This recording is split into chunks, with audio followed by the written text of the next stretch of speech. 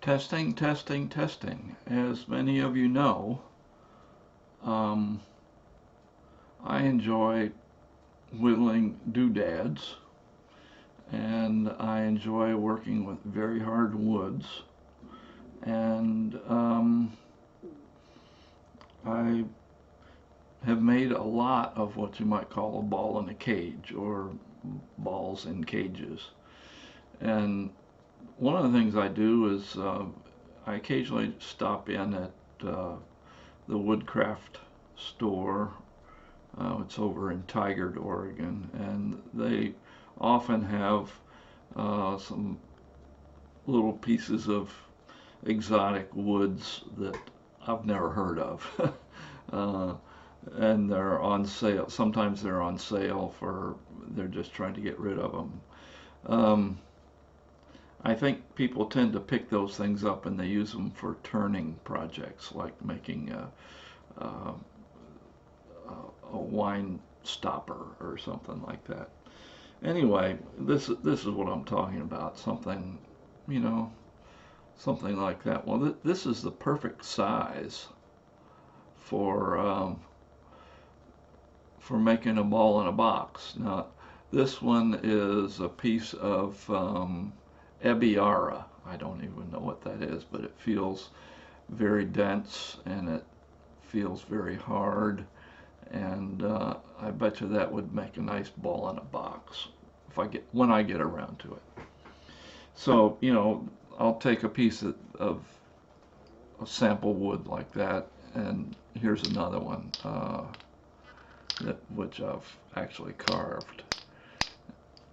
And this one is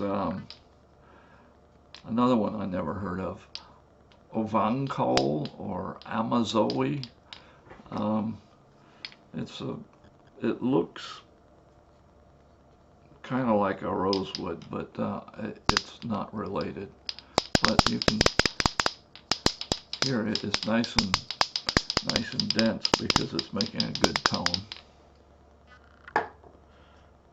So I tend to pick those up, but you can only make so many balls in boxes before you get tired of it and you start looking for variations.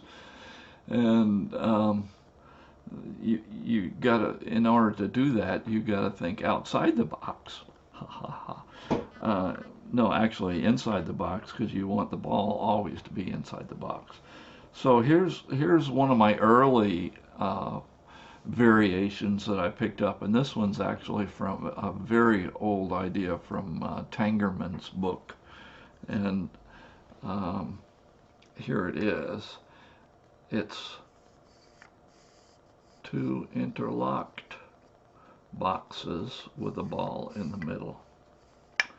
Now I did this a good while ago, and this is in basswood, so it doesn't make very good noise. It just kind of goes thunk.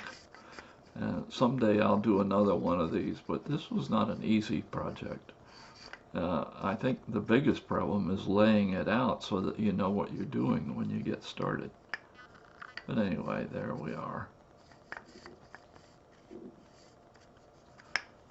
So that was one. And another one, I said, well, why do I want a long box? What about a cube? Um, here's a ball in a cube. There you are. And that's a little bit harder than it looks. The first couple of these I made, the ball fell out, and that's a very unusual problem with me. But this one works. This is cubical. All right, where did I go from there? I think the next thing I tried was this one.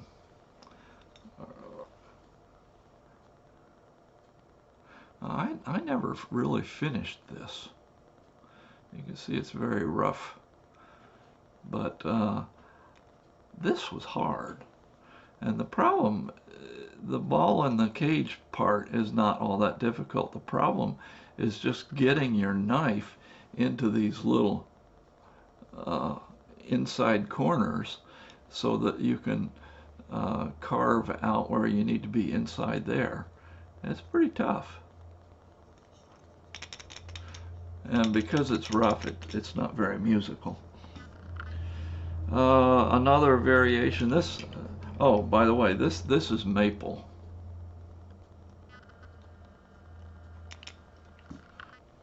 And here's another piece of maple. And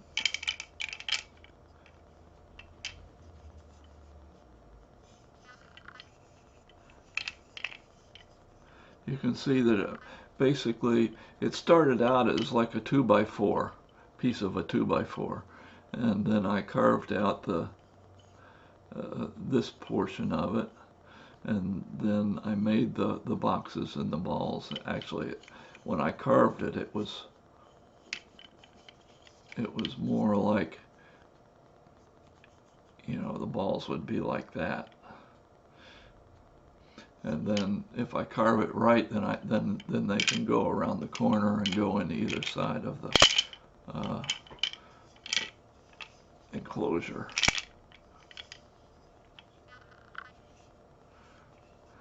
That's kind of tough too, because again, you have the problem of trying to get the knife inside this area.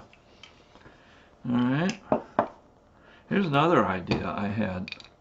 This looks like just plain old 2 balls in a box, except that it's a double-sized box.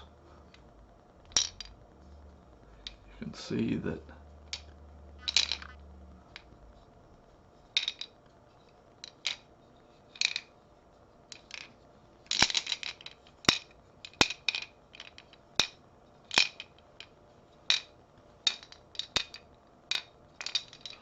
all right, so this is rock hard maple. Where do we go from here?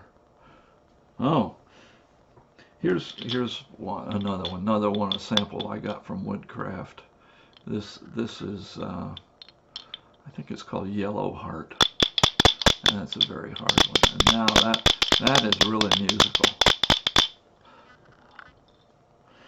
Okay, and then I said, well, there's some other ideas I need to explore here. What was next? Here is a piece of cherry, and I'm going to hold it up a certain way here before I show it to you. Okay, yeah, like this. This just looks like 2 boxes joined at the hip, so to speak, with a ball in each box. But watch when I turn it up.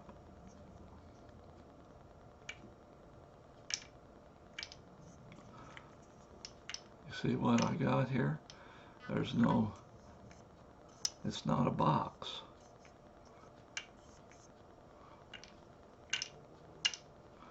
So here we are looking at this way.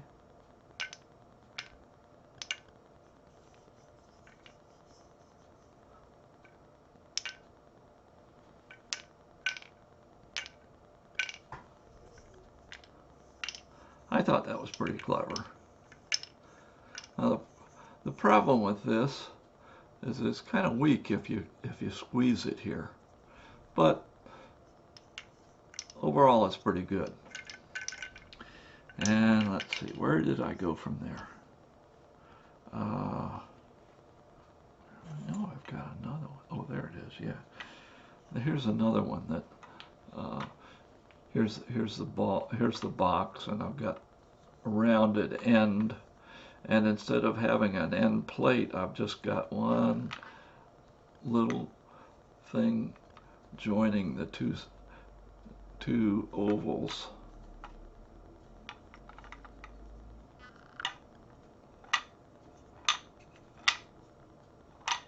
This is Oregon myrtle wood.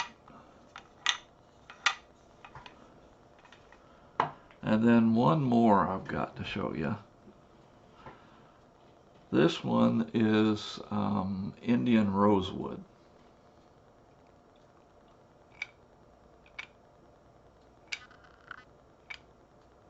Now watch when I turn it.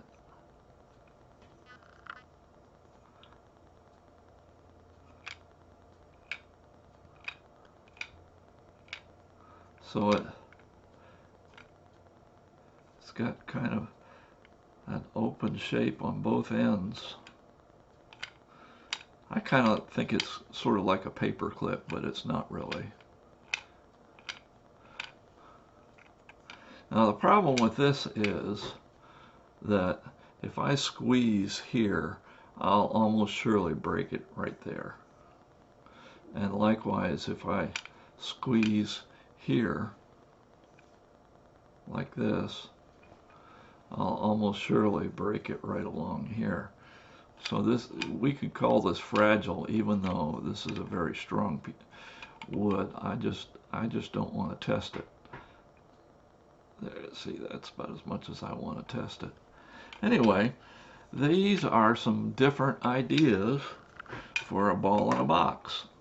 And I've got some others too, but they're more conventional. I'm really proud of this one. I like that one. And all of these I'm using very hard woods, which makes it, you know, some might say it's a challenge, but basically all you need is a very sharp knife and patience, because you can't take very big pieces of wood out without splitting the wood. Okay, how about that?